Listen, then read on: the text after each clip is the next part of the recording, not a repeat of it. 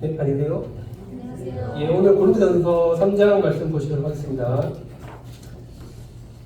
네, 고린도전서 3장입니다.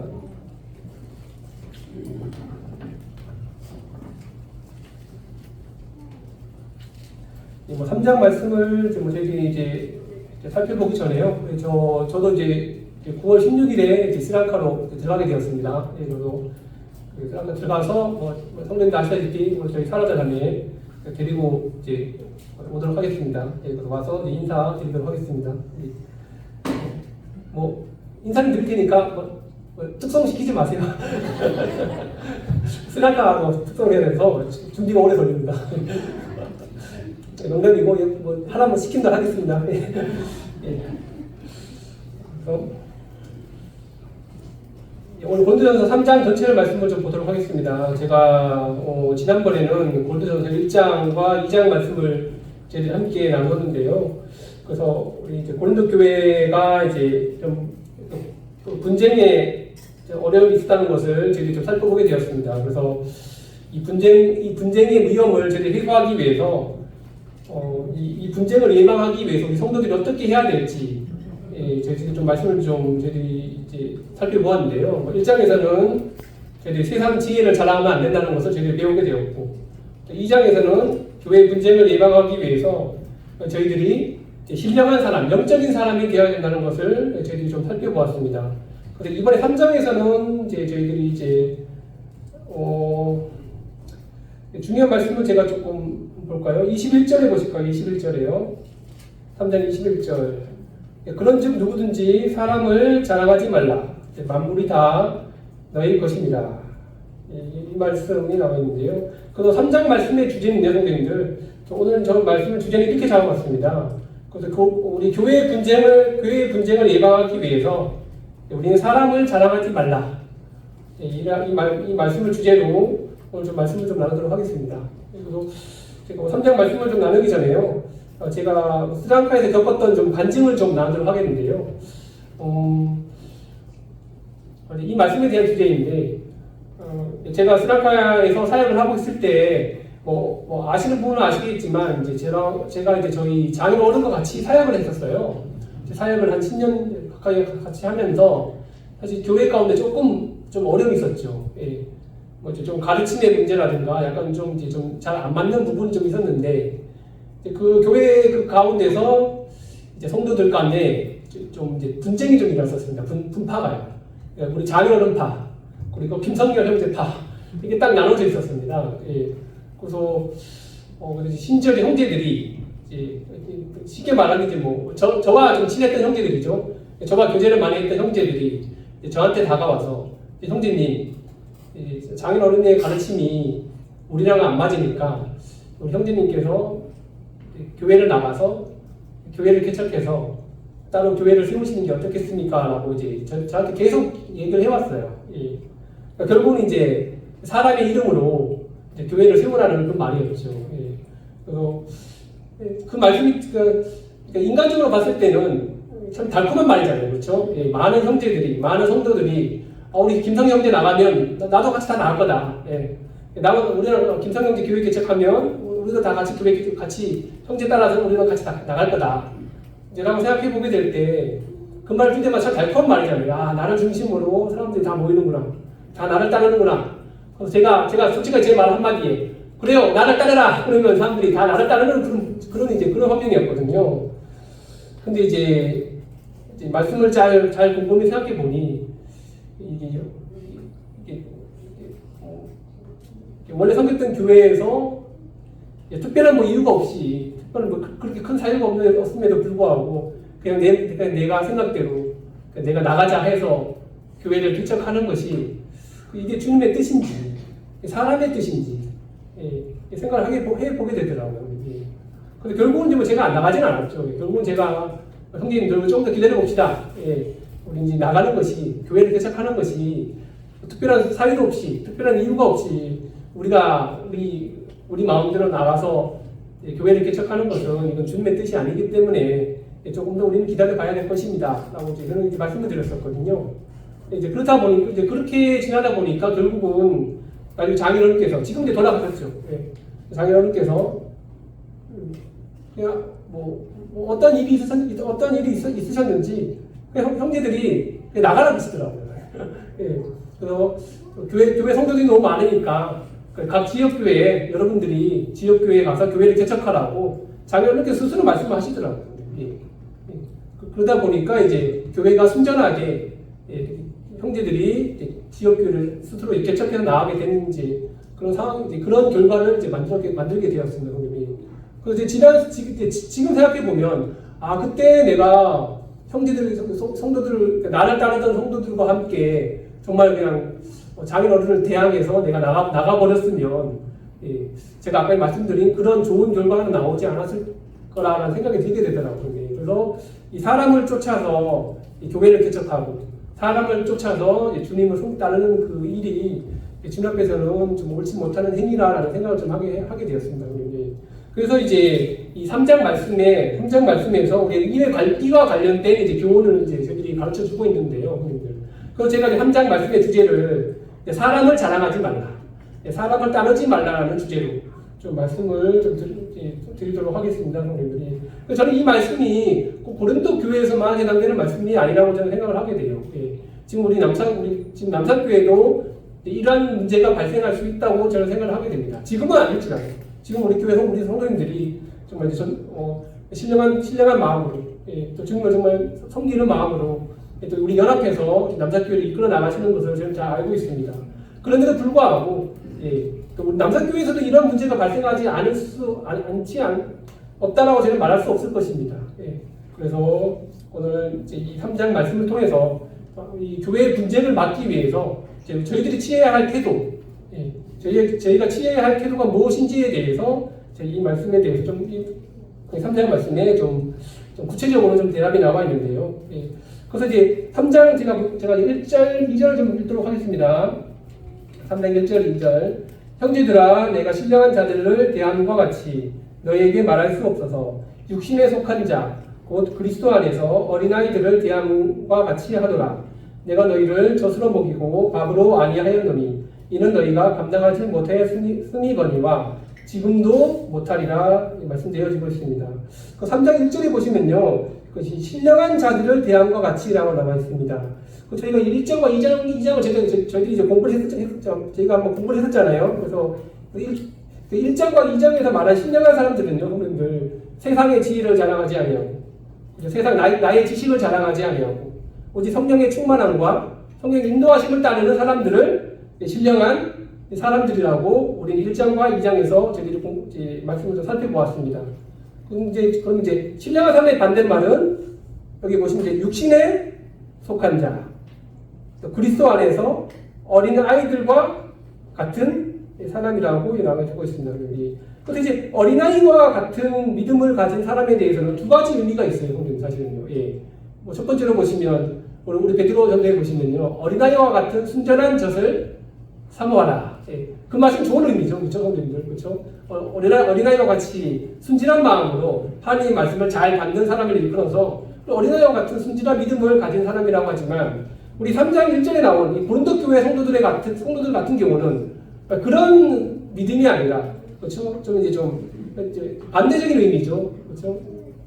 그래서 신령하지 못하고 자신의 지혜와 사람들을 쫓아 따라다니고, 분쟁과 분열을 일으키기 좋아하는 그런 사람을 일컬어서 여기 보시면 3장에 보시면요, 시기와 분쟁 여기 나오죠. 그래서 시기와 분쟁을 일삼는 그런 사람들을 일컬어서 쉽게 말씀드리면 어린아이와 같은 사람이라고 나와 있습니다. 그래서 여기 원어로 보시면요, 비록 성인일지라도 행동이 미숙하거나 무지한 바보들을 의미하는 것을 어린아이와 같다고 부릅니다. 어린아이와 같다. 그래서 이제 풍자적인 의미로 사용되었거든요. 사실 이 어린아이들은. 그래서 저는 이 말씀을 보면서 바보 같다, 무지하다, 이 말씀이 참 마음이 갔더라고요. 그래서 교회를 분란시키고 교회에 어려움을 끼치게 하고 또 교회를 분리시키려고 하는 사람들을 하나님이 보시기에는 이 무지한 사람들, 이 바보 같은 사람들, 이렇게 하나님께서 이렇게 생각하신다는 거죠. 말씀에 그렇게 되어 있습니다. 원어적으로 무지하고 바보 같은 사람들을 이끌어서 어린아이와 같은 사람이라고 나와 있어요.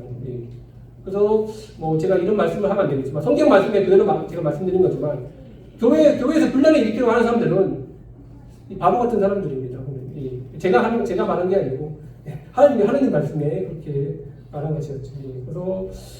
그래서 이 말씀 속에서 저희들 살펴볼 때 고린도 교회가 영적으로 순진한 어린아이와 같은 믿음이 아니라 오히려 영적으로 자라지 못한 그런 어린아이와 같은 상태에 있었던 이유가 무엇이었을까요, 여러분들? 이 3장에서 보시면 사람을 따르는 신앙생활을 했기 때문입니다, 여러분들. 그래서 사람을 따르면서 분쟁과 분당을 일으키는 사람들은 결국은 우리 3장 1절의 말씀처럼 어린아이들과 같이 무지하고, 그러니까 어린아이가 다 무지한 건 아닙니다. 제가 표현을 잘못했지만 무지하고 바보 같은 사람들이라고 성경 말씀은 단호하게 말씀하고 있어요. 그래서 무지하고 바보 같다는 말 우리는 듣기 싫잖아요. 그렇죠? 그러니까 우리가 무지하고 바보 같은 사람이라는 말을 안 듣기 위해서는 우리는 가급적이면 신령하고 영적인 사람으로서 저희들이 살아가야 될 것 같습니다. 그래서 결국 성도님들, 저는 이제 이 말씀을 통해서 성도님께 이제 좀 호소하고 싶은 것은 성도님들. 그럼 우리가 사람을 자랑하지 않기 위해서, 우리의 교회 안에 사람을 따르지 않게 하기 위해서 우리가 취해야 할, 우리가 가져야 할 4가지 태도에 대해서 저희들이 좀 생각해 봤으면 좋겠다는 생각이 들게 됩니다, 성도님들. 그 3장에 보시면요, 성도님들. 우리가 사람을 따르지 않기 위해서, 사람을 자랑하지 않기 위해서 우리가 취해야 할 그 4가지 그 태도가 나와 있어요. 이 부분에 대해서 저희 성도들과 함께 좀 교제를 함께 나누도록 하겠습니다. 첫 번째는요, 성도님들. 우리가 사람을 자랑하지 않기 위해서, 사람을 따르지 않기 위해서 우리가 취해야 할 첫 번째 태도는요, 여기 보시면 3장 5절입니다. 3장 5절. 3장 5절이죠. 그런즉 아볼로는 무엇이며 바울은 무엇이냐? 그들은 주께서 각각 주신 대로 너희로 하여금 믿게 한 사역자들입니다. 라는 말씀입니다. 첫 번째로는 성도님들, 우리가 교회의 분쟁을 막기 위해서 우리가 가져야 할 첫 번째 태도는요, 우리는 하나님의 사역자라는 생각을 가져야 된다는 것입니다. 우리는 하나님의 사역자. 그래서 이 사역자라는 의미에 대해서 우리는 조금 잘못 알고 있는 것 같아요, 사실은요. 예를 들어, 저는 누구 어느 교회의 사역자입니다. 저는 스리랑카 지역교회에서 사역을 하고 있는 김성열 사역자입니다. 라고 이제 우리가 소개를 하게 되면, 이제 그 다른 분들은 그 사역자에 대한 대비 좀 우러러보잖아요. 아, 교회에서 아주 중요한 일을 하고 있고, 교회에서 아주 높은 일을 하고 있는, 그러니까 우리 그 사역자에 대한 그 일반적인 의미에 대해서 좀 사역자를 아주 좀 높게 보고, 그렇죠? 좀 특별한 그런 좀 위치에 저희들이 좀 생각하고 있지 않습니까, 성도님들? 그렇죠? 내가 어느 교회 사역자입니다라고 하면, 사역자님 오셨습니까? 사역자님들 이렇게 좀, 그렇죠? 좀 다른, 조금만 좀 특별하게 생각하고 특별한 그런 생각을 갖고 계시는데, 사실은 이제 사역자의 본래 의미는요, 성도님들, 시중을 드는 사람, 하인, 종, 그런 의미를 가지고 있습니다, 성도님. 그래서 우리가 교회 사역자에 대해서 존경하고, 그렇죠? 우리가 또 좀 잘 섬겨야 되는 것은 마땅하지만, 이 사역자라는 본래의 의미는 성도님들, 종이라는 게 종. 시중을 드는 하인, 그런 뜻이었습니다, 성도님들. 그래서 요한복음 2장에 보시면요, 가나의 혼인잔치에 이제 혼인잔치가 있었을 때 포도주가 다 떨어졌잖아요. 포도주가 다 떨어졌을 때 이제 예수님께서 항아리에 물을 다 채우라고 하시지 않았습니까? 근데 이제 사람들이 의아했겠죠. 왜 포도주가 다 떨어졌는데 왜 예수님은 항아리에 물을 다 채우라 했을까? 라고 했을 때 이제 예수님의 육신의 어머니 마리아께서 뭐라고 말씀하셨냐면 하인들에게 예수님께서 시키는 대로 하라고 하인에게 말씀하셨어요. 하인에게. 근데 그 하인이라는 그 말씀이 오직 이 사역자라는 말과 동일한 뜻으로 사용되어졌어요. 디아코노스라고 그러는데, 그러니까 하인이라는 말이 우리는 여기 보시면 너희로 하여금 믿게 한 사역자들입니다. 그러니까 동일한 의미로 사용되어져 있습니다. 그래서 결국 성도님들 베드로나 바울이나 아볼로나 고린도 교회에서 따랐던 그 많은 하나님의 일꾼들은 이 원어적인 의미에서 보면 다 하나님의 종들이라는 겁니다. 하나님의 종, 시중을 드는 사람. 고린도 교회 성도들을 하나님의 말씀으로 양육하고 또는 또 복음을 전하고 그런 일에만 맡겨진 하나님의 신종들, 그런 의미가 담겨져 있다는 것이죠. 근데 만약에 우리가 이제 하나님의 사역자라는 그 의미에 대해서 하나님의 이 의미가 무엇입니까? 다시 한번 하나님의 종, 하나님의 또 하인들, 이러한 자신들의 그런 위치를 망각하게 되면 어떻게 될까요? 나는 하나님의 시종이고, 나는 하나님의 종이고, 그런 위치를 떠나서 우리가 교만하게 되면 3절에 보시면요, 너희는 아직도 육신에 속한 자로다. 결국 육신에 속할 수밖에 없다는 것이죠. 그리고 어떻게 된다는 것이죠? 너희 가운데 시기와 분쟁이 있으니 어찌 육신에 속하여 사람을 따라 행함이 아니리요.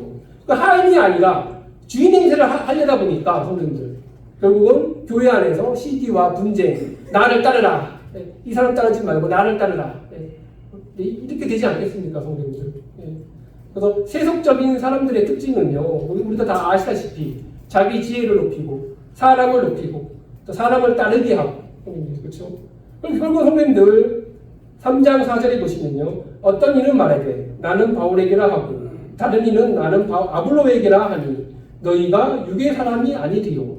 제가 다시 한번 말씀드리겠지만 마지막 절에 너희가 육의 사람이 아니리요. 그러니까 선배님들 자신의 위치, 내가 하나님의 종이고 내가 하나님의 일을 하는 하나님의 그냥 이 시중이라는 사실을, 그 위치를 망각하게 되면 다시 한번 말씀드리지만 우리는 육신의 사람이 될 수밖에 없다는 것입니다. 사실 종의 역할은 무엇입니까? 우리 다 아시겠죠. 종의 역할은 사실은 성도님들 주인이 하는 일에만, 주인이 시키는 일에만 하는 사람들은 종인 것입니다. 그래서 로마서에 보시면, 로마서 1장에 보시면, 로마서 1장 1절에 바울은 자신을 소개할 때 예수 그리스도의 종 바울이라고 하죠. 예수 그리스도의 종 바울. 그래서 이제 바울과 아볼로는 또 베드로는 다 동일하게 하나님의 사역자라고 하지만 그 사역자의 본뜻은 하나님의 종이라는 것이었습니다. 그 종은 어떻게 종을 따르면서 살아갈 수 있겠습니까, 성도님들? 그렇죠.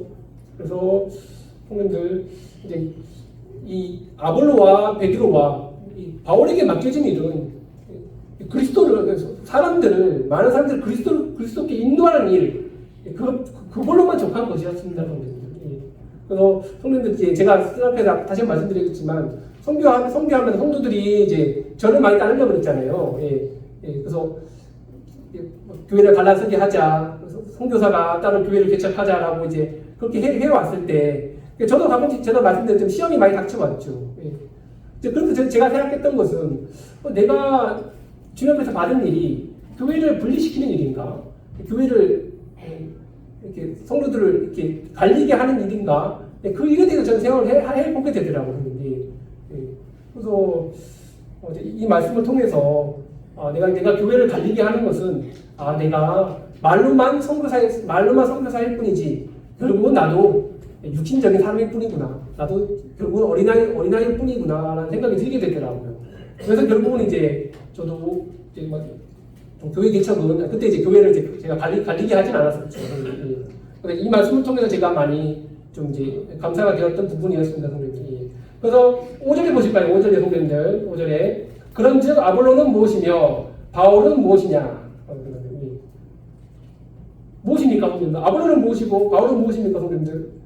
그냥 사람 아닙니까? 사람, 성도님들. 그냥 일반 종 아닙니까, 성도님들? 그럼 저는 이거를 이제 성도님께 묻고 싶어요. 남자께 성도님께. 남자께 성도님들, 여러분은 무엇입니까?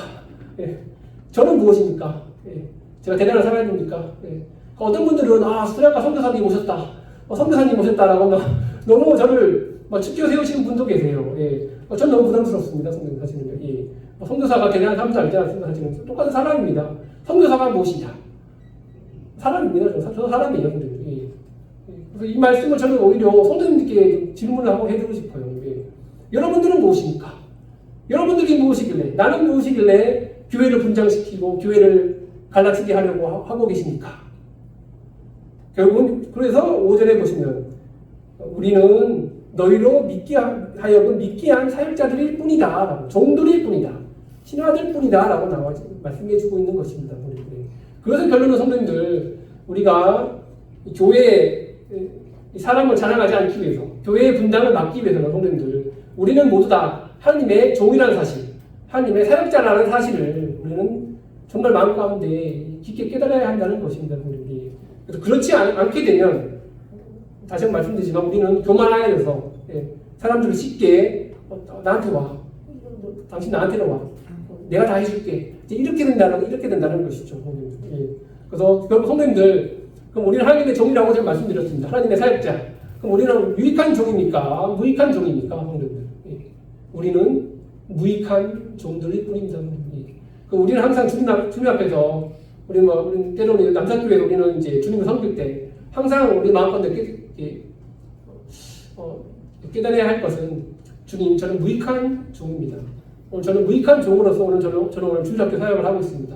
저는 오늘 무익한 종으로서 오늘 저는 청년의 사역을 하고 있습니다. 저는 오늘 무익한 종으로서 저는 주님의 강단 앞에 서 있습니다. 이 무익한 종으로서 저의 말씀이 내가 드러나는 것이 아니라 오직 하나님의 영광만이 드러나기를 원합니다. 라는 그런 태도를 우리가 취해야 되지 않겠습니까, 성도님들이? 그렇지 않기 때문에 이제 우리가 안타깝게들이 좀 우리 주위에 있는 교회 가운데서 많은 여러 교회들이 분리와 분당의 그런 사태를 겪고 있지 않겠습니까, 성도님들? 그렇게 좀 안타까운 좀 마음이 좀 있습니다, 성도님들이.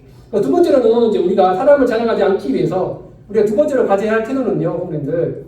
9절입니다. 9절. 우리는 하나님의 동역자들이요. 너희는 하나님의 밭이요. 하나님의 집이니라. 두 번째로 우리가 가져야 할 태도입니다, 성도님들. 우리는 하나님의 모두 다 동역자라는 것입니다, 성도님. 동역자. 그래서 동역자라는 뜻은 성도님들, 이게 본래 의미는요, 조력자, 조수.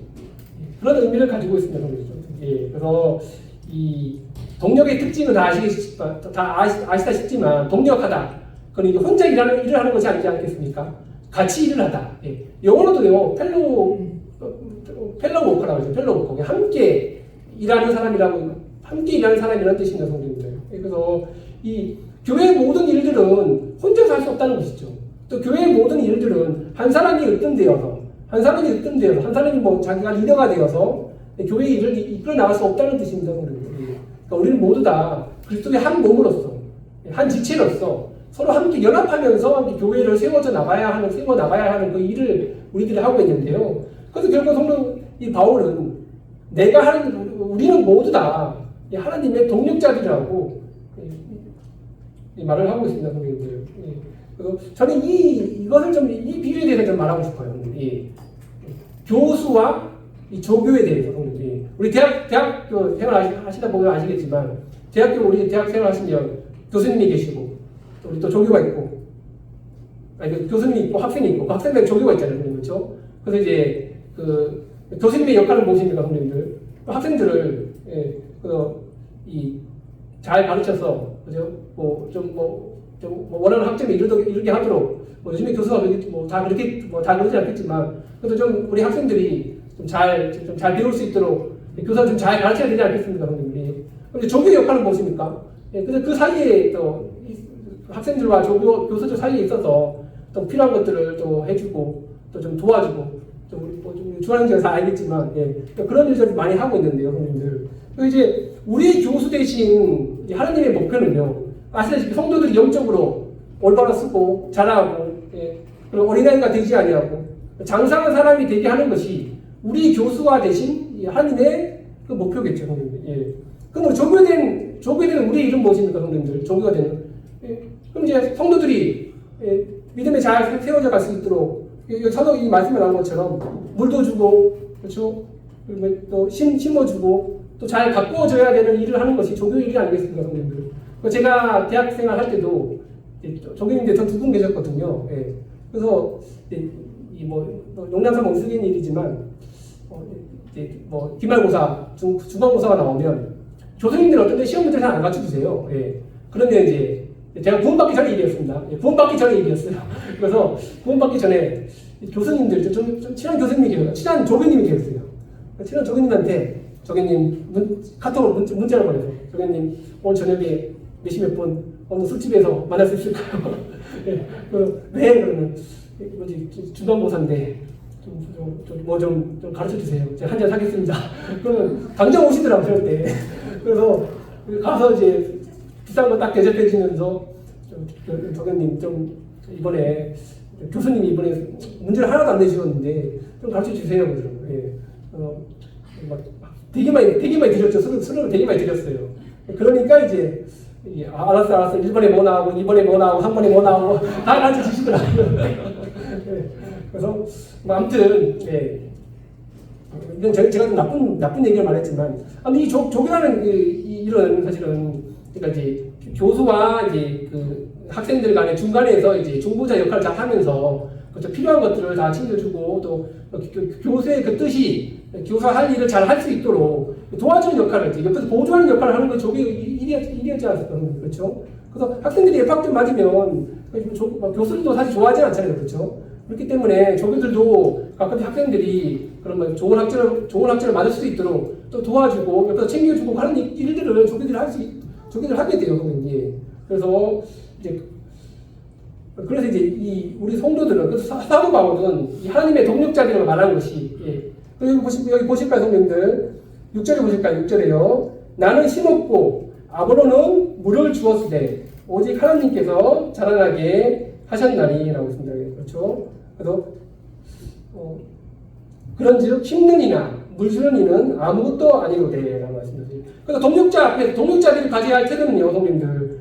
심는 이나 물 주는 이는 아무것도 아니로되. 예. 그러니까 동력자는 누굽니까, 성도님들? 앞에서 일하는 모든 형제 자매님들이 가져야 할 태도는요. 예. 나는 아무것도 아니다. 예. 이 태도가 중요한 것 같아요, 성도님들. 예. 그래서 나를 따르면 다 변화될 수가 있어. 나를 따르면 내가 이번에 교회 개척할 테니까 다 나한테 오세요. 내가 교회를 개척하게 되면 전에 있던 교회보다 내가 더 열심히 교회가 더 잘 섬기게 해주겠습니다. 뭐 그런 이유로 많이 개척을 하잖아요, 선생님. 그렇죠? 나를 따르면 여러분이 영적으로 성장해 나갈 수 있어요. 이제 그런 또 이유를 가지고 또 이렇게 또 사람들을 또 데리고 따르게 하는 경우가 많은데, 예. 근데 결국 선생님들 6절에 보시면요. 나는 심었고 아브라함은 물을 주었을 때 중요한 말씀이 보이시죠? 오직 하나님께서 자라게 하셨나니. 그러니까 사람을 따르는 것이 중요한 것이 아니라 성도님들. 예. 그러니까 우리를 자라게 하시는 분은 이 사람이 아니라 이 하나님이라는 것이죠. 예. 18절에 보시면 심는 이와 물 주는 이는 한 가지이다 라고 말씀합니다. 예. 저는 이 말씀은 여성님들 이 말씀의 뜻은 바울과 아볼로와 베드로는 다 평범한 사람들이다. 이 말씀이에요, 여러분. 예. 사람을 쫓을 필요가 뭐 있냐? 예. 우리는 모두 다 평범한 사람들 뿐이다. 예. 심는 사람이나 물 주는 사람이나 다 똑같은 사람들입니다. 예. 우리를 쫓아가지 마십시오. 예. 우리는 단지 여러분들을 하나님께로 좀 더 하나님을 더 잘 믿을 수 있도록 믿음에 조금 더 잘하게 할 수 있도록 우리는 그냥 도와줄 수 있는 하나님의 조교일 뿐입니다. 예. 그런데 왜 우리는 그냥 평범한 사람일 뿐인데 여러분들은 왜 나를 쫓아가려고 하십니까? 예. 우리는 단지 하나님의 동력자들입니다. 아까 말씀드렸잖아요. 동력자들은 혼자서 일을 하는 사람이 아닙니다. 예. 바울이 혼자서 일했나요? 바울은 혼자서 일하지 않았습니다. 근데 바울은 누구와 함께 일했죠? 때로는 누가와 함께 일했고 때로는 바나바와 함께 일하지 않았습니까? 바울은 결코 혼자서 일하지 않았어요. 그래서 결국은 바나바니와 사도 바울은 우리는 모두 하나님의 동력자들이라고 나와 있습니다. 그런데 교회를 분리시키라는 사람들의 특징이 무엇입니까? 혼자서 일하죠. 혼자서 하잖아요. 그렇죠? 혼자서. 내가 교회를 분리시켜 나올 테니까 다 나를 따르라. 그래서 혼자서 하잖아요. 혼자서요. 이게 바로 하나님의 뜻이 아니라는 것이죠. 성도님들. 그래서 우리가 사람을 따름을 통해서 우리가 뭐 영적으로 무엇을 바라거나 기대해서는 또 안 된다는 것입니다. 성도님들. 예. 그래서 다시 한번 8절에 보실까요? 심는 이와 물 주는 이는 한 가지이나 각각 자기가 일한 대로 자기의 상을 받으리라 말씀입니다. 그러니까 우리가 일한 만큼만 상을 받는다는 것입니다, 성도님들. 그러니까 우리가 뭐 바울과 바나바와 베드로를 따른다고 해서 우리가 뭐 더 많은 상을 받는다는 것이 아니죠. 예. 그들이 한 것만 상을 받는다는 것입니다. 예. 성도님들, 우리가 내가 우리 교회에 내가 어떤 훌륭한 형제님이 있는데 내가 그 형제님을 따르는 삶을 살고 있어. 그게 우리가 자랑할 것이 아닙니다, 성도님들. 예. 그런다고 해서 우리에게 어떤 하나님의 큰 상급이 온다고 생각하지는 않아요. 예. 단지 우리가 처한 위치는 우리는 그냥 단지 모두 다 하나님의 동력자들로서 우리가 처한 위치에서 하나님을 잘 섬기는 것이 그게 더 중요하다는 것이죠. 예. 여기 보시면 이제 동력자들의 역할을 보시면요, 성도님들. 보시면 하나님의 밭에서 여기 보시면요, 9절에 보실까요? 9절에 우리는 하나님의 동력자들이요, 너희는 하나님의 밭이요, 하나님의 집이라 나왔습니다. 그러니까 동력자들이 있죠, 그렇죠? 동력자들이 있고 이제 동력자들은 누굽니까? 한 교회에서 앞서서 일을 행하시는 분들을 이제 동력자들이라고 여기 나와 있습니다. 그럼 너희는 누굴까요? 너희는요? 교회 성도들이죠, 성도들. 하나님의 양들이 있죠. 하나님의 양들을 하나님의 밭이라고 나와 있습니다. 또 하나님의 집이라고 나와 있죠. 그러니까 이제 교회에서 앞에서 일하시는 하나님의 동력자들은요, 이 하나님의 밭에서, 그러니까 교회 성도들에게 어떤 일을 해야 됩니까? 물을 주고, 심고, 가꾸는, 그 일을 해야 된다는 것이죠. 또 하나님의 집이라고 나와 있죠. 하나님의 집을 잘 가꾸고, 청소하고, 단정하고, 그런 일을 한다는 것을 동력자들이 한다는 역할이죠, 성도님들. 근데 이 일이, 근데 뭐 이런 일을 한다고 해서, 성도님들, 제가 이 말씀 드리지만, 아무리 물을 잘 준다고 해서, 아무리 좋은 나무를 심는다고 해서, 그 나무가 잘 자랍니까, 성도님들?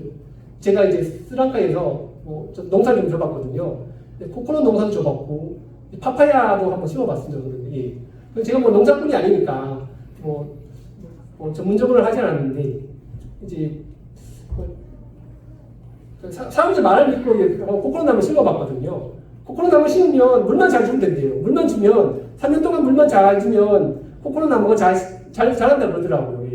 저는 이제 한 3년 동안 물만 계속 줘봤죠. 근데 자라진 않더라고요. 자라진 않아요. 나중에 아시다시피 태풍이 오고 비바람이 치면 제가 아무리 3년 동안 물을 잘 줘도 휙 쓰러져 버리는 것이 식물이 아니겠습니까, 성도님들이.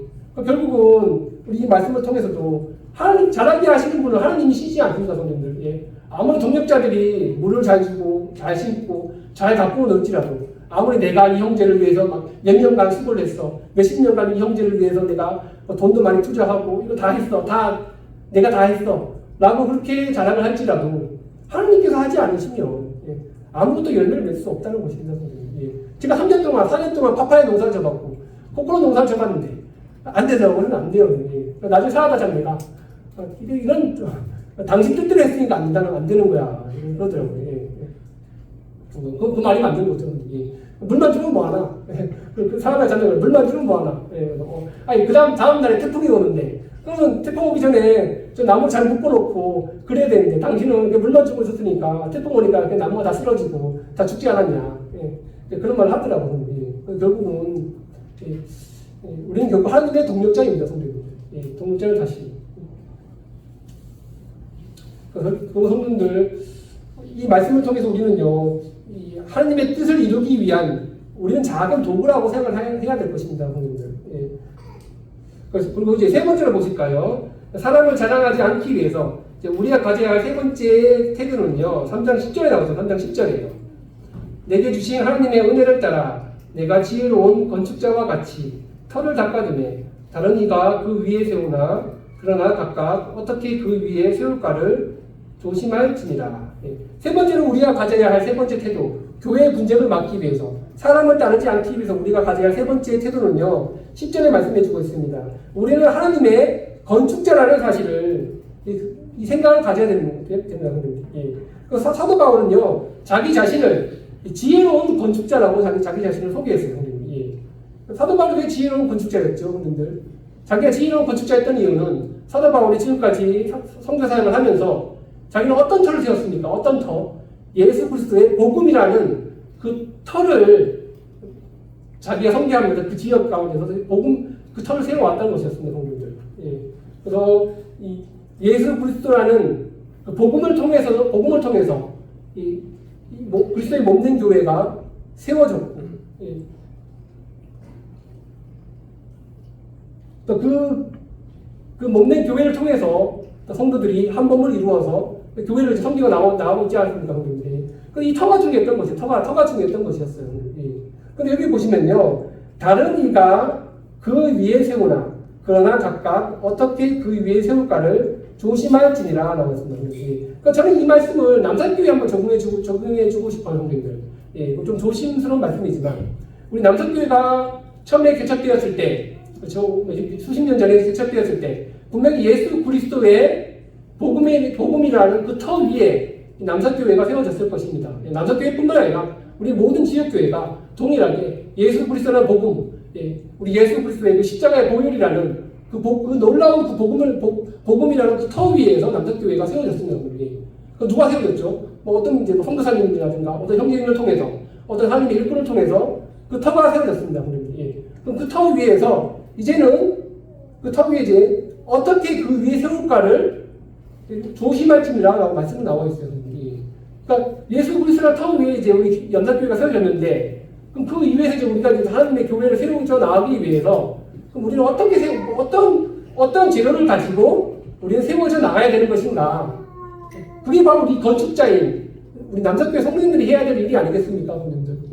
그래서 여기서는 바울을 건축자라고 말했지만 이제 더 나아가서 우리 남사교회에 있는 모든 식구들이 성도님들이 이 남사교회를 세우기 위한 지혜로운 건축가가 되라고 하나님 말씀에서는 정확하게 말씀해 주고 계세요. 성도님들, 우리는 모두 다 하나님의 건축가입니다. 성도님들이 이미 터는 세워져 있어요. 그렇죠? 예수 그리스도라는 복음 위에서 이 남사교회 터가 세워져 있습니다. 그럼 우리는 그 다음에 우리는 어떠한 재료를 가지고 이 남사교회를 주님 오실 날까지 세워야 되겠습니까, 성도님들? 그 말씀에 대해서 이제 11절에 나오죠. 11절부터요. 이 닦아둔 것 외에 능히 다른 터를 닦아둘 자가 없으니 이 터는 곧 예수 그리스도라. 맞죠? 남사교회의 터는 무엇입니까, 성도님들? 우리 주 예수 그리스도입니다, 성도님들. 그렇죠? 그 다음에 그 터가 세워진 남사교회 그 위에서 만일 누구든지 금이나 은이나 보석이나 나무나 풀이나 집으로 이 터 위에 세우면 각 사람의 공적이 나타날 터인데 그날이 공적을 밝히리니 이는 불로 나타내고 그 불이 각 사람의 공적이 어떠한 것을 시험할 것입니다. 만일 누구든지 그 위에 세운 공적이 그대로 있으면 상을 받고 누구든지 그 공적이 불타면 해를 받으리니 그러나 자신은 구원을 받되 불 가운데서 받은 것 같으리라 나왔습니다.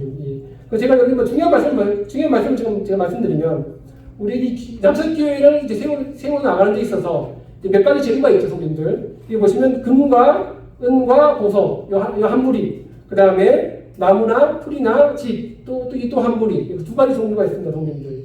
뭐 우리가 다 아시다시피 금이나 은이나 보석은요 태워지지 않고 썩지 아니할 그 재료를 의미합니다, 성도님들. 그렇죠? 그러니까 나무나 풀이나 집은 쉽게 태워져 버리는, 쉽게 없어져 버리는, 쉽게 썩어져 버리는 그런 이제 재료들을 의미하죠. 그래서 금과 은과 보석은 다 아시다시피 하나님의 말씀, 그렇죠? 그것도 뭐 예수 그리스도의 사랑 함께 교제하고 또 이런 부분들, 영적인 부분들, 이런 것들을 이제 금과 은과 보석이라 하면 성도님들, 나무나 풀과 짚은 무엇을 의미합니까, 성도님들? 저는 이것을 의미해요. 우리가 전에 배웠던 1장과 2장에서 배웠던 사람의 지혜, 사람의 지식, 그리고 오늘 말씀드린 사람을 따르려고 했던 그 모든 행위들, 이게 모두 다 하나님이 보시기에는요 나무나 풀과 집과 같은 것임을 의미한다는 것이죠. 자기의 영광을 위한 사역들, 이게 모두 다 나무와 풀과 집이라는 것이죠. 그런데 교회가 멀쩡했던 교회가 갑자기 무너져 내리는 이유가 무엇입니까, 성도님들? 저는 이제 가끔씩 이제 뭐 소식을 듣잖아요. 우리 교회 이제 뭐 한국 지역교회 소식을 듣게 되면, 이 교회가 갑자기 분리가 되었네. 안 좋은 의미로 분리가 되었네라는 소식을 듣게 되면 참 깜짝 놀래요, 성도님. 그렇죠? 전에는 성도들이 되게 많고 숫자들이 되게 많았고 100명이 되었고 200명이 되었던 교회였던데, 근데 어떻게 갑자기 이 교회가 막 2개, 3개로 분리되었던 그 소식을 듣게 될 때마다 저는 뭐 이 말씀하면 안 되지. 어떻게 하나님의 동력자들이 어떻게 이 교회를 어떠한 재료로 이 교회를 세워져 나갔길래 교회에 이렇게 분리가 되었을까 하는 안타까운 생각을 하게 되더라고요. 그래서 결국은 한 지역교회가 나쁜 의미로 분리된 것은 결국은 그 지역교회 안에서 우리 교회 성역자들이 나무나 풀이나 짚으로 교회를 세워져 왔던 것이 아니겠습니까, 성도들. 그래서 결국은 이제 이 말씀이 있죠. 터질 게 터졌다. 요즘 말로 그런 말 하죠. 터질 게 터졌다.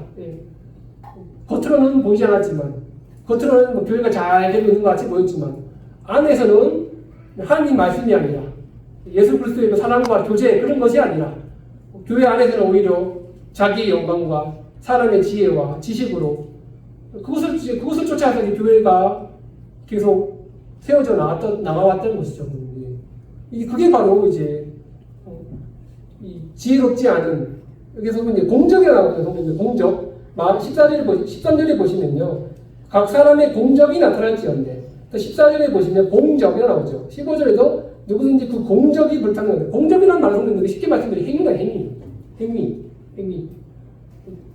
착한 행위가 그대로 있으면, 선한 행위가 그대로 있으면 상급을 받고, 하나님 앞에서 영광스럽지 않은 행위가 그대로 있으면 불타버림을 받는다. 이제 그런 의미거든요.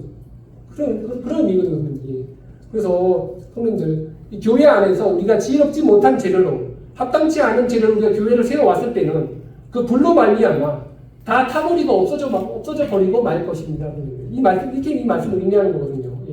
그래서 아까 말씀드렸다시피 수십 년간 우리가 주님을 위해서 행했던 모든 사역들, 수십 년간 내가 그리스도를 위해서 행해왔던 모든 사역들이, 때로는 이 사역들이 사람을 위해서 행해왔던 사역이었더라면, 사람의 영광을 위해서 행해왔던 사역이었더라면, 이것은 분명히 그 공적이 그리스도 안에서 불로 말미암아 헛수고가 돌아가게 될 것입니다. 저는 이 말씀을 들어서 우리가 무서워해야 될 것 같아요. 남사교회도 마찬가지로, 저 남사교회 성도님들에게도 좀 간곡히 좀 부탁을 드려요. 남사교회 모든 성도님들도 우리가 모두 다 지혜로운 건축자가 되어야 됩니다. 지혜로운 건축자가 되어서 사람을 따르고 사람을 높이고 그런 것이 아니라, 우리는 썩지 아니하는 하나님의 말씀을 재료로 삼아서 이 남사교회를 잘 세워져 나가는 그 일에 우리가 힘써야 되지 않겠습니까? 그래야지만 우리가 이 남사교회가 분리가 되지 않는다는 거죠. 분리 분쟁이 되지 않는다는 것이죠. 그러니까 저는 겪어봤지 않습니까? 저 성교지에서 너무 많이 겪어봤어요. 그러니까 제 당사자도 아까 말씀드렸듯이 제 이름으로 교회를 분리시키자고 그러니까, 저는 얼마나 많은 시험이 되지 않았겠습니까? 제가 먼저 경험한 자로서 성도님께 호소를 드리는 것입니다. 우리는 모두 지혜로운 건축자가 되어서 우리가 받은 하나님의 말씀의 재료를 가지고 남사교회를 잘 세워져 나가는데 우리가 최선을 다해야 된다는 것이죠. 그럴 때 이제 하나님의 나라에 임할 때 우리에게 상급이 임한다는 것입니다. 그래서 우리의 수고가 헛되지 않게 하기 위해서 제가 이 말씀을 드린다는 것입니다. 그래서 지혜로운 건축가는 누굽니까, 성도님들? 예수 그리스도의 터 위에서 자신을 드리고 자신을 헌신하는 사람들을 성경 말씀에는 지혜로운 건축가라고 말씀하고 있습니다. 그들은 오직 자신의 이름이 아니라 예수 그리스도의 이름을 드러내는 사람들을 일컬어서 지혜로운 건축가라고 말씀하고 있습니다. 우리는 지혜로운 건축가가 되시겠습니까, 성도님들? 꼭 되셔야 됩니다, 성도님들. 저를 위한 것이 아니라 남사교회를 위해서, 성도님들.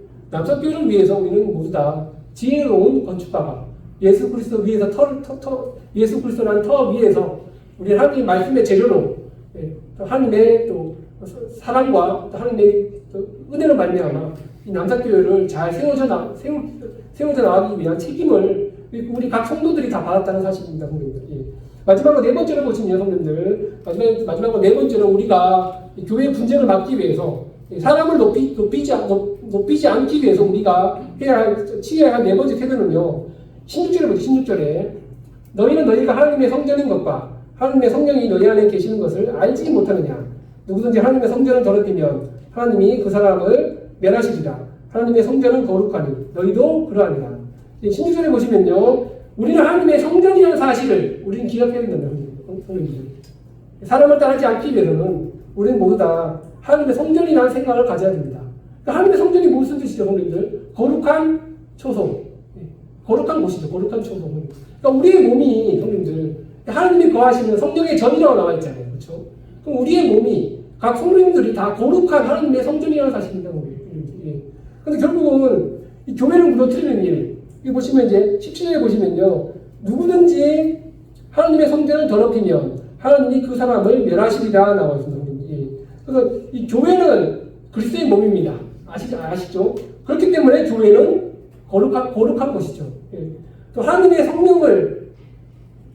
성령이 믿는 그리스도 안에 다 거하기 때문에 우리 여기 계신 남자교회 모든 성도님들은 거룩하신 하나님의 성전이라는 것이죠.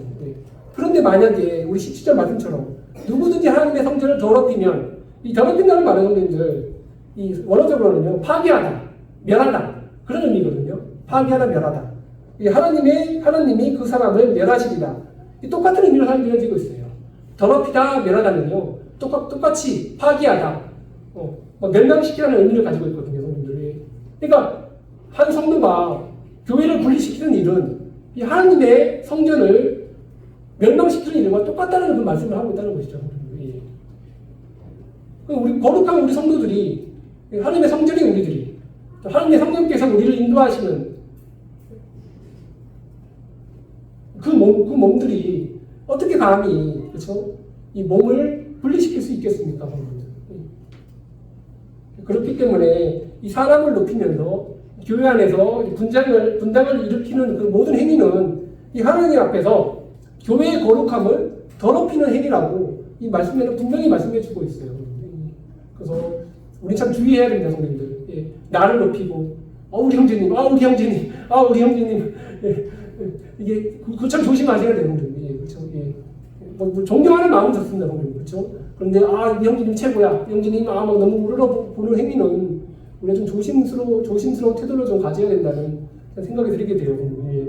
그래서 이런 이유로 말미암아 교회를 분쟁시키고 교회를 갈라치게 하고 더 나아가서 성도들을 또 따르게 하는 그런 사람들은 이게 보시면 하나님께서 그를 징계하실 것입니다. 징계한다고 하죠.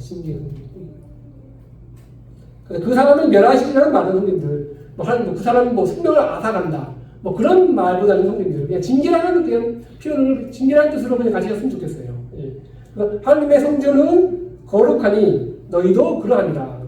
그러니까 성도님들 저는 이렇게 생각해요. 우리가 거룩하여질 수 있는, 우리가 어떻게 해야지만 거룩한 삶을 살아갈 수 있냐에 대해서 많은 성도들이 좀 많은 의문을 가지고 있는 것 같아요. 많은 어려움을 가지고 있는 것 같아요. 예. 우리가 생각하는 거룩은 죄 짓지 말아야지. 그렇죠? 그렇지 않습니까, 성도님들? 나는 거룩하게 살아야지라고 생각하면 나는 죄 짓지 말아야지. 난 잘못하지 말아야지. 우리는 쉽게 그렇게 생각하잖아요. 사실. 그것도 맞는 말이지만 저는 또 다른 의미에서 우리가 거룩하게 살아야 된다는 것은 성도님들, 우리가 모두 연합하다. 예. 하나님의 성전이 하나인 것 같이 우리가 모두 다 연합하는 것이 거룩한 삶을 살아간다는 것이라고 저는 생각을 하게 돼요. 성도들이 성도들 서로 사랑하고, 때로는 용서하고, 때로는 성도들 간에 부족함이 있으면 때로는 좀 참아주고, 이것이 오히려 이런 삶들이 거룩한 삶이라는 것이죠. 거룩한 삶. 성도님들, 우리도 거룩한 사람들입니다. 성도님들. 마지막으로 성도님들 결론을 말씀드리겠습니다. 성도님들. 나를 높이지 않기 위해서는요, 성도님들. 첫 번째로 18절에 나옵니다. 18절에 아무도 자신을 속이지 말라. 너희 중에 누구든지 이 세상에서 지혜 있는 줄로 생각하고는 어리석은 자가 되라. 그리하여야 지혜로운 자가 되리라. 첫 번째로 나를 높이지 않기 위해서, 사람을 높이지 않기 위해서는 성도님 첫 번째로는요, 나 자신 스스로 어리석은 사람이라고 생각하십시오, 성도님들. 그리스도 안에서 성도님 바보가 되십시오, 바보. 나는 바보 천치입니다. 저는 주님밖에 모릅니다. 저는 연합밖에 모릅니다. 저는 우리 모든 성도들이 그냥 한마음 한뜻으로 같이 부처님 것이 좋습니다. 저는 그게 좋습니다. 저는 남사교회 떠나지 않을 겁니다. 저는 남사교회에서 계속 있고 싶습니다. 저는 그리스도 안에서 바보가 되고 싶습니다. 누가 나를 놀려도 너는 왜 남사교회만 있냐? 이리 와. 아니야, 난 남사교회가 좋아. 이런 바보 천치가 되고 싶습니다. 이런 마음이 때로는 저희들이 필요해요. 그렇죠? 그렇지 않습니까? 제가 청년 때, 선교사가 되기 전 청년 때, 어떤 좀 큰 지역교회 청년들이 저한테 물어봤어요. 야, 너 왜 홍석교회 다니냐? 그러더라고요. 홍석교회가 뭐가 있냐? 그러더라고요, 저한테. 그럼 홍석교회 청년 몇 명이냐? 물어보더라고요. 청년 보니까 나랑 한 2명밖에 없는 것 같아요. 그래서 홍석교회 청년이 하냐? 물어보더라고요. 청년이 안 하는데, 홍석교회에서 중요한 중요한 행사 같은 거 하냐? 그러니까 안 해요. 홍석교회에서 먹을 것도 주냐? 안 줘요. 거기서 뭐 하냐? 이리 와! 그러더라고요. 우리 교회로 와! 그러더라고요. 그래서 갑자기 이제, 갈까 말까 하다가, 근데 저는 이제 홍석교회 소속 아니겠습니까? 저는 홍석교회 한 지체고, 그래서 결국은 이제 내가 설마 먹을 것 때문에 초코파이 하느라고 내가 거기 가냐? 싶어서 가지는 않았죠. 그래서 형제들이 나한테 하는 말이, 예의 바보 같은 녀석. 이러더라고요. 왜 바보지? 예. 근데 그 말을 들으면서 내가 기분 나쁜 것은 아니고 오히려 기분이 좋았습니다. 왜냐하면 생각해보니까 나는 홍석교를 그만큼 사랑했구나. 예. 내가 홍석교를 그만큼 사랑했구나. 나는 홍석교 밖에 모르는 바보였구나. 생각을 하게 되더라고요. 그래서 남들이 나를 따라와라 그래도 저는 좀 가기 싫더라고요. 이와 같은 성도님들, 여러분들도 남사교회 말을 사랑하시면 바보가 되십시오. 남사교회 바보가 되십시오. 그래서 그리스도 안에서 우리는 무식한 사람, 종의 형체를 가지는 그런 사람이 되었으면 좋겠습니다. 이런 마음을 가져야지만 우리가 사람을 따르지 않는 삶을 살아가지 않겠습니까, 성도님들? 그리고 21절에 보시면요, 21절에 그런 점 누구든지 사람을 자랑하지 말라라고 말씀합니다. 사람을 자랑하지 마십시오, 성도님들. 아무도 저를 자랑하지 마십시오. 때로는 저를 자랑하시는 분도 계세요. 우리 선교사님, 우리 수양가에서 수고하시는 선교사님 대단하세요. 그러시는데 그러지 마세요. 저는 그냥 동일한 사람일 뿐입니다. 동일한 형제일 뿐입니다. 때로는 제가 잘못하면 저한테 뭐라고 불러주세요. 저한테 선교사니까 뭐 그럴 수도 있지 뭐. 그렇게 생각하지 마시고 때로는 제가 잘못한 거 있으면 좀 혼내주세요, 선생님들. 선교사가 이따위예요. 그렇게 좀 말씀해 주세요, 선생님들. 그래야 제가 번쩍 정신이 뜨지 않겠습니까, 선생님들. 선교사, 우리 높으신 선교사님. 이런 죄가 저질 수 있지 뭐. 그렇게 하시면 안 되고. 저도 사람입니다. 저도 사람일 뿐이니까 저를 자랑하지 마시고 사람을 자랑하지 마셨으면 바라겠습니다. 그래서 우리는 모두 다, 왜냐하면 우리는 모두 다 그리스도 안에서 동일한 하나님의 상속자 아니겠습니까, 성도님들? 그렇죠? 저만 하나님의 유업을 받는 것이 아니라 우리 여기 계신 우리 모든 성도님들 다 동일하게 하나님의 거룩한 생명과 영생과 하나님의 동일한 유업을 받을 자로서 택하심을 받으신 분들이에요, 성도님들. 그래서 우리가 아무도 자랑할 수 없다는 것입니다, 성도님들.